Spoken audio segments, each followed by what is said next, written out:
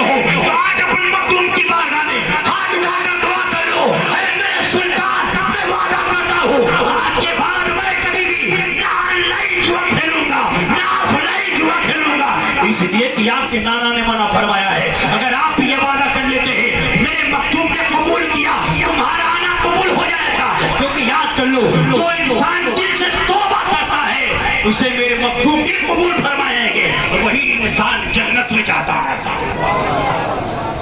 آقا نے فرمایا لا يدخل الجنت عاق،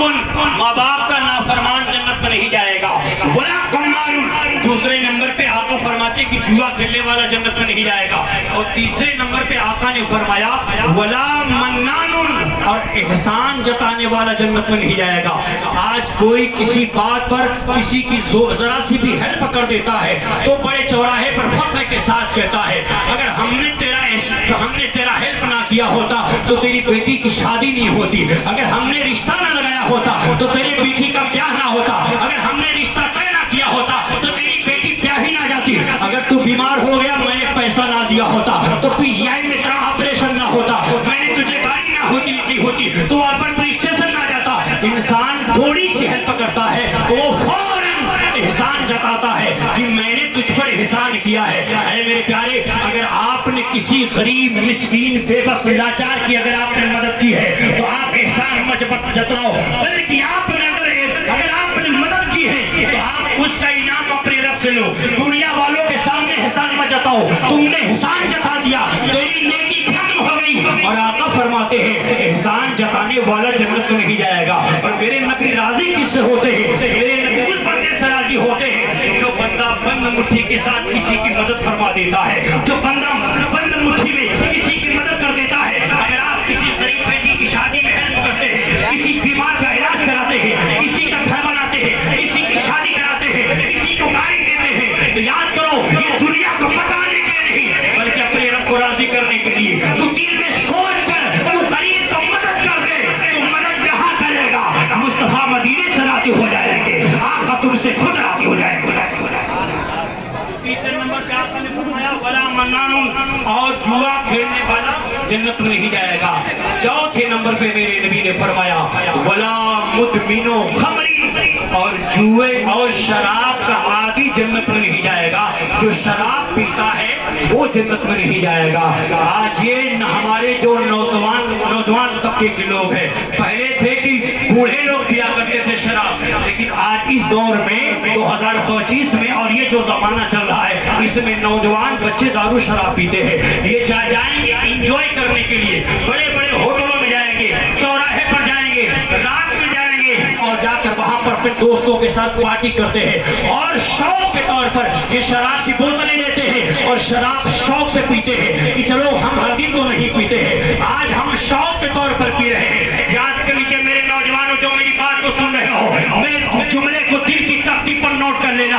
تم کسی ایسے ویسے جلسے میں نہیں، سلطان کے عرس میں آئے ہو، سلطان کے جلسے میں آئے ہو۔ یاد کریں میرے سلطان کی بارگاہ کا یہ پیغام، جو انسان شراب پیتا ہے میرے نبی نے اس کے بارے میں کیا فرمایا؟ میرے آقا فرماتے ہیں کہ جو شخص شراب کا ایک قطرہ بھی پیتا ہے، میرے آقا فرماتے ہیں اللہ تعالیٰ کل قیامت کے دن اس بندے کو پیپ پلائے گا، جہنمیوں کا پیپ پلائے گا۔ اگر آپ چاہتے ہیں کہ کل میدان محشر میں جہنمیوں کا آپ پیپ پیے تو آپ شراب پیو، اور اگر یہ چاہتے ہو کہ کل میدان محشر میں تمہیں دو سخیوں کا پیپ نہ پینا پڑے تو تم توبہ کر لو کہ شراب نہیں پیو گے، اور جو شراب سے توبہ کرتا ہے اس کا انعام میرے نبی ارشاد فرماتے ہیں، میرے آقا فرماتے ہیں لیکن میرا جو بندہ شراب سے توبہ کر لیتا ہے، وہ وعدہ کر لیتا ہے کہ میں آج کے بعد شراب نہیں پیوں گا، تو میرے نبی کہتے ہیں کہ میرا خدا فرماتا ہے جو بندہ شراب سے توبہ کر لیتا ہے میں کل میدان محشر میں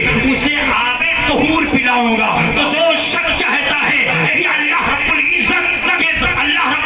کی ذات سے جو امید رکھتا ہے کہ وہ کل میدان محشر میں وہ آب طہور پیے، اے میرے پیارے تم شراب سے توبہ کر لو، شراب کی طرف مت دیکھو، شراب تمہاری زندگی کو تباہ و برباد کر دیتی ہے، نشہ تمہیں تباہ کر دیتا ہے۔ جب انسان نشہ کر لیتا ہے وہ نہ ماں کو پہچانتا ہے، نہ باپ کو پہچانتا ہے، نہ بہن کو پہچانتا ہے، نہ بیوی کو پہچانتا ہے، نہ بڑوں کو جانتا ہے، نہ بھائی کو جانتا ہے، نہ پڑوسی کو جانتا ہے۔ سے میرے نبی راضی ہو جائیں گے اور میرا خدا بھی تم سے راضی ہو جائے گا۔ خصوصی پیغام تھا کہ ہمارے نبی نے ان 4 لوگوں کے بارے میں فرمایا کہ یہ لوگ جنت میں نہیں جائیں گے، آپ کو ان میں سے نہیں بننا ہے۔ آقا نے فرمایا لا يدخل الجنت عاق، ماں باپ کا نافرمان جنت میں نہیں جائے گا۔ تو آپ والدین کی فرما برداری کیجیے، والدین کو راضی کیجیے، ماں باپ کو کی خدمت کیجیے۔ میرے آقا فرماتے ہیں کہ جو وہ بندہ سب سے بڑا بدنصیب ہے جو ماں باپ کا بڑھاپا پایا اور ان کی خدمت نہیں کیا۔ دوسرے نمبر پہ آقا نے فرمایا کہ جوا کھیلنے والا، تو آپ جوئے سے پرہیز کریں اور اپنے مخدوم کی بارگاہ میں آپ توبہ کریں۔ آپ کی نگاہوں کے سامنے اولاد غوث العظم پیر طریقت سلطان سید اسد سمنانی کے سجادہ نشین بیٹھے ہیں۔ ارے تمہاری قسمت کی معراج ہے، ان کا چہرہ دیکھ کر تم دل میں توبہ کرو، وعدہ کرو اللہ سے، اللہ میں آج مخدوم سمنا کے جانشین کے سامنے، فخر المشائخ کے شہزادے کے سامنے میں توبہ کرتا ہوں، اللہ میری گناہوں کو، میری خطاؤں کو بخش لے۔ آپ توبہ یہاں کریں کہ اللہ قبول فرمائے۔ ہم اللہ کی بارگاہ میں دعا کرتے ہیں کہ مولا تعالیٰ آج کے اس جملے کو قبول فرمائے۔ میں نے جو کچھ ایک حدیث بیان کی ہے، اس حدیث پاک پہ اللہ ہم کو، آپ کو، سب کو عمل کرنے کے اللہ توفیق دے۔ بیان میں جو خطا جو غلطی ہوئی اللہ تعالیٰ اسے بھی معاف فرمائے۔ استغفر اللہ ربی من کل ذنب واتوب الیہ، وآخر دعوانا الحمدللہ رب العالمین۔ السلام علیکم ورحمۃ اللہ تعالیٰ وبرکاتہ۔